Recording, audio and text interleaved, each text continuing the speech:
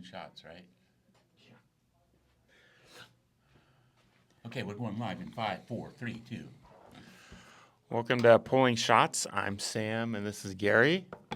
Welcome. And today we're just going to talk about a couple articles we've written recently on just coffee business and investors.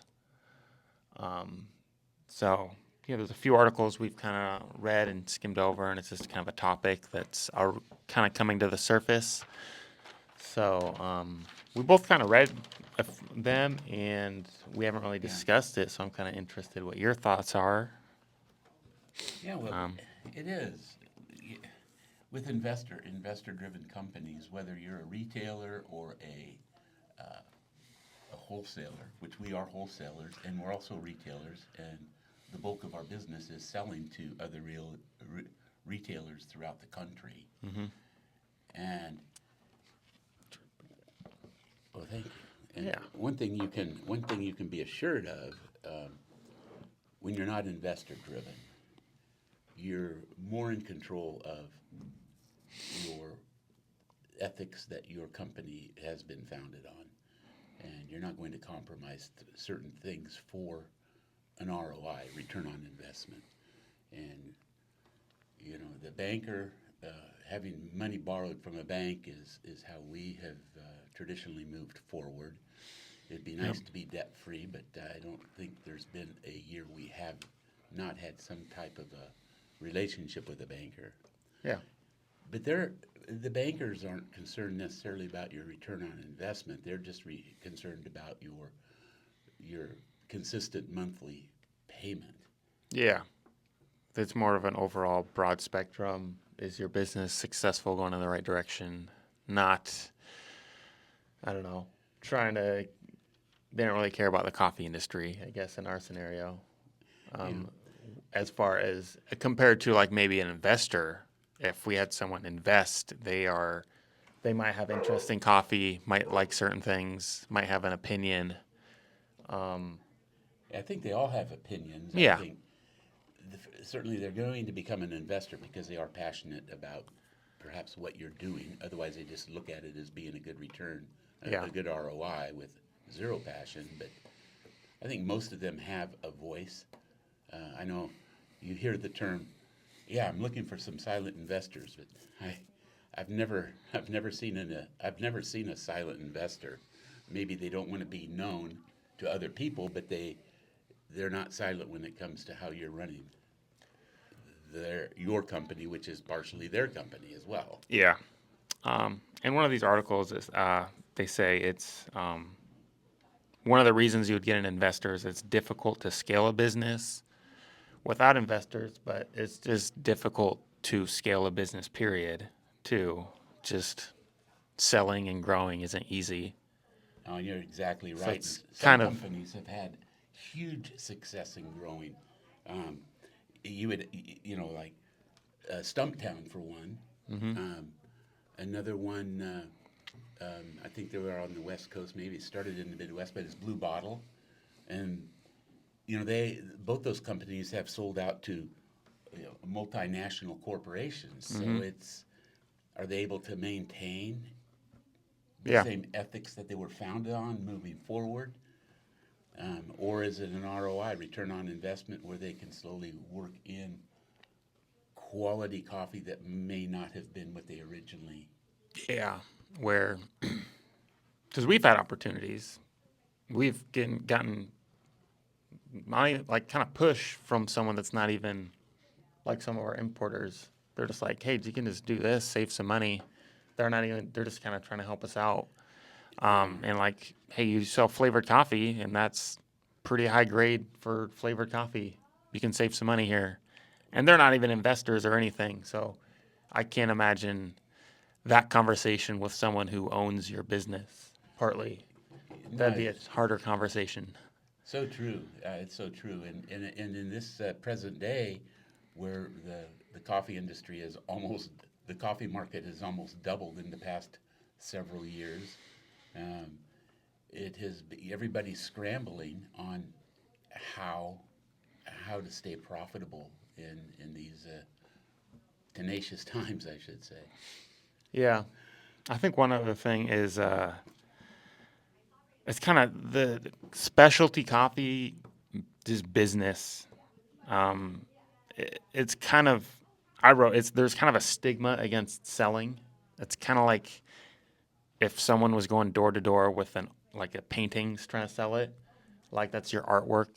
People should just kind of come to you if they want it. There's kind of this stigma, or like if you ever, it's like a best kept secret. There's like trending cafes that just kind of come up out of nowhere, and like that's how you grow a coffee shop. You shouldn't be like cold calling places or knocking on doors or anything because you have a specialty product.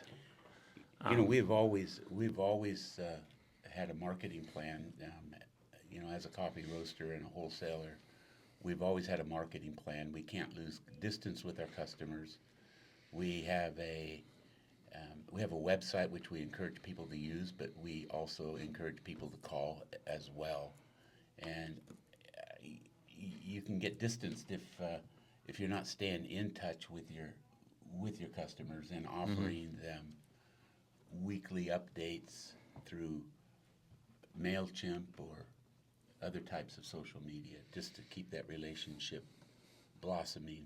So they have a trust to buy from you, they have confidence in you as a roaster, and it becomes relational. It's a fun industry. It's Yeah. a very fun industry. It's unlike anything I've ever been in Yeah. before, where it's everybody seems like family in the coffee industry. So it's unique that way. Yeah. And I think that's also part of why it's a little bit harder to sell because you are like, we have friends that roast coffee in the area. And like, if we start cold calling all the shops around town, eventually we're probably going to call one of their shops. So, I'm sure they've called ours. yeah, probably. So there is kind of that another level to it. But I mean, I wrote down, and this is what we are. After I've done research and reading it, I just kind of came up with this short sentence on. We are a value-driven brand. We have to compete on price and volume, and that's what I always say. We have to provide a product, a value-driven product for the customer, and it has to be quality. And the three things I always emphasize is if we have fair prices and phenomenal distribution, we do have a road of traction ahead of us. And I can say that about us, and I would encourage you to, if you are a roaster, having fair prices. Fair prices means that you're not compromising the quality of your coffee, but you're giving fair prices, and you have a firm road of distribution. yeah. Currently, we're able to roast all of our coffee. We roast thousands of pounds a week, and we if the order is placed the night before, it's roasted the next day and shipped off the dock the next day. It just takes. We've grown so slow that Yeah. we've been able to maintain that type of relationship with our customer and the distribution that we provide. Yeah. Yeah, I don't know. Any closing thoughts? I mean, I know I guess it is, I wouldn't say it's kind of like try the hard thing first. Try, like, if you're trying to grow anything in the coffee industry from a coffee shop to a roaster, yeah, I mean, I'm sure getting an investor is a lot more fun than cold calling every day. Yeah. And I mean, that seems like a more fun path, but And why would it be fun? When you say that, you know what I think of right away? It's easier to dump all your money into marketing, which a lot of times when you have an investor, you're able to do. yeah, Putting all of your money into marketing and growing it that way, as opposed to growing it relationship by relationship. yeah, yeah. It's like it's a longer road and it's harder, but I mean, it's kind of like if you were to double the size of your company but only have half of it. Like, did you even go anywhere? Or It would be hard. yeah. You're so independent, I doubt you can. Yeah. You don't need, we barely struggle with our relationship. I can't imagine you having an outside investor and Oh, yeah. working with that. We get pretty independent, don't we? Yeah. Father, son, right? Uh-huh. You know, I was thinking about with direct trade. Um, you know, we don't do direct trade. We'll establish relationships with farmers, but we go through a broker in, once we've established a relationship with the farmer. Right now, we're working with Nicaragua. We buy a lot of Nicaraguan coffee. It'd be easy to go direct trade. You know, I think for us, it would be, you know, you can start off, you wanting to give, everybody starts off with the right heart of wanting to give the farmer more for his money. And I think at some point, with direct trade, you'd always be tempted to negotiate hard with the farmer Yeah. and lose that relationship a Yeah. little bit with the farmer. It's kind of like hiring your friends, sort of.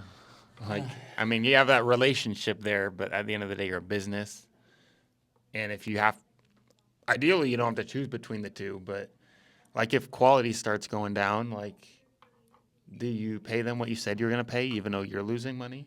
Or it's kind of And starts. their crops vary from year to year too. Yeah. So you have to decide if you want to always source the best coffee that you possibly can. I guess the part, and this is a whole nother topic, but you know, why don't we do something on this on fair trade and the ethics of fair trade and what the farmer actually receives from fair trade? But I'll have to look. I'll bet we buy 20% of our coffee as fair trade, and most time when you buy fair trade, it comes organic as well. It's called FTO, Fair Trade Organic.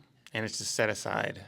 A portion of that is automatically just given back to the farmer. Yeah, we'll have to do some research and maybe study the particularities of that. Yeah. That you are working with a third party that holds you accountable. Direct trade, you're just holding your own self accountable. And I have trouble with that. Jeepers. Yeah. If I could hold myself accountable, I'd probably be at the weight most desired weight of my life. Yeah. Well, Cool. we're pulling shots. Are we Yeah, done? I think we're done. Thank you. Okay, thanks.